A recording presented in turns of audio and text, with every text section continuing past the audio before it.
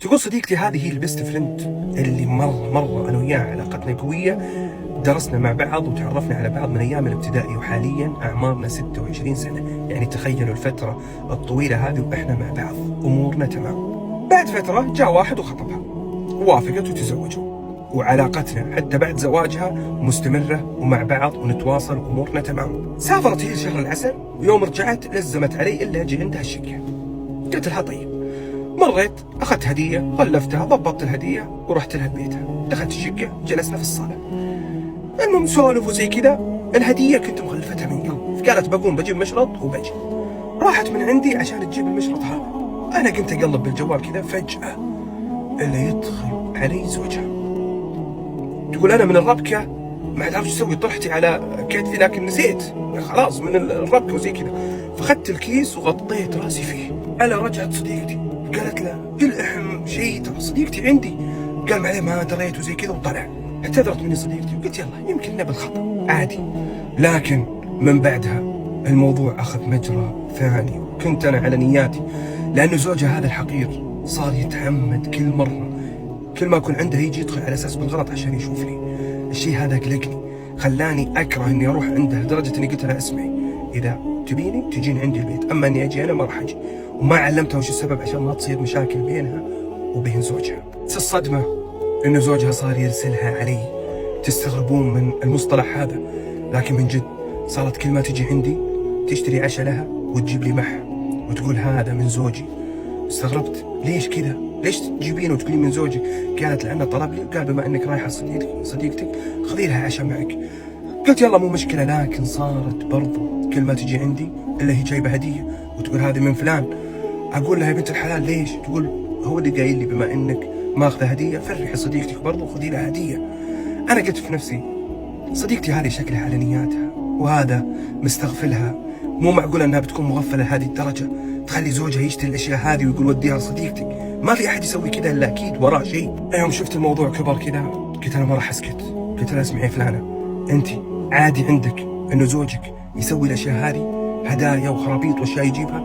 قالت هي عادي لانه يدري انك انت صديقتي المقربه. انا ما قدرت اناقشها وخفت اني اكبر الموضوع ويصير بينهم شيء وهم توهم متزوجين ويصير شيء بسبتي. سكت ما قلت شيء، لكن قلت لها اسمعي انا ما عاد ابيك تجيبي لي شيء من زوجك ابدا. تجين عندي لا تجيبي لي اي حاجه ولا تضرري لي زوجك نهائيا. اهلي ما يرضون بالشيء هذا، انا ما ابي مشاكل، فكينا من الامور دي. هنا عصبت علي كانها زعلت، انت اصلا ما تبين شيء مني، انت ليش تشكين؟ ترى الموضوع عادي وكذا. المهم نسينا الموضوع. مرت الايام، هذاك اليوم تقول انا جالسه وسهرانه على التيك توك، فجاه توصلني اضافه على السناب. سنابي برايفت، جتني اضافه، كانت الاضافه من حساب حرف الاس. قبلت الاضافه، توقعت انها واحده من البنات او شيء. على طول سالت مين؟ من انت؟ قال لي انا سلطان. استغربت، يعني استغربت سلطان؟ انا ما اعرف احد اسمه سلطان، ما في الا زوج صديقتي بس هو اللي اسمه سلطان. وقاعد اقول يا رب ما يطلع هو. المهم جلس يرحب وكانه يعرفني من زمان. قلت انت مين؟ سلطان مين؟ انا ما اعرف احد بهذا الاسم. قال لي تعرفيني زين، لا تسوي نفسك عبيطه.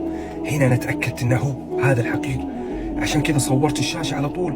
يوم شافني صورت الشاشه بلكني على طول. قلت في نفسي اكيد صديقتي ذي المسكينه الحين نايمه وهذا ماخذ جوالها واخذ سنابي من جوالها. كانت نيتي حتى طيبه مع حتى صديقتي، لكن للاسف اليوم الثاني كلمتها وعلمتها باللي صار وارسلت لها الصوره اللي صورتها انا، وقلت زوجك كذا كذا كذا وارسل لي كذا كذا كذا.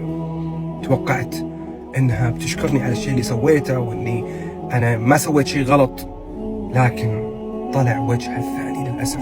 فصلت علي وقعدت تهاوش وقالت اصلا انا ادري انه انت عينك على زوجي، حتى يوم كنت تجيني البيت كنت تتعمدين انه زوجي يشوفك. قال لي زوجي اصلا ترى صديقتك تطلع قدامي عشان اشوفها، لكن كنت واثقه فيك، ما ادري ان الامور هذه كلها قاعد تسويها من وراي. قلت لها اهدي يا فلانه، ايش هالكلام؟ ما توقعت انك كذا تقولين فيني. اصلا انت كنت عارفه وتشوفين زوجك لما اجي البيت كان يتعمد انه يطلع قدامي، وانا اللي رفضت اني اكون اجي عندك، قلت لك تعالي لي البيت، ومع ذلك كان يجيب هدايا وعن طريقك انت. مستوعبه هذا الشيء؟ انت بنفسك كنت تجيبي لي الهدايا وانا رفضت هذا الشيء عشان ما تصير مشكله بيني وبينك، والحين تجين تقولي لي هذا الكلام وتشكين فيني. قالت لي اصلا زوجي يسوي كذا طيبا منه وانت ما تستاهلين اللي يكون طيب معك، على بالك انه ميت عليك وانت اللي قاعده تسوين ذي الحركات من بعد ما تزوجت، وانت حاطه عينك على زوجي وتطلعين قدامه وتسوين نفسك انك اخر حبه. وعلاقتنا بعتبريها منتهيه من الحين. قلت لها بالطقاق واحسن والله معك، وحضرتها على طول. والله ما كملت شهر من بعد ما انقطعت منها الا وهي متطلقه منه لانها صادته وهو يخونها. قلت سبحان الله كيف ربي اخذ حقي وخلاها تعرف انها ظلمتني هي وياه. بعد ما تطلقت وهي تحاول انها ترجع العلاقه بيني انا وياها، لكني رفضت هالشيء تماما لانها ما تستاهل ابد ابد اني اكون صديقتها.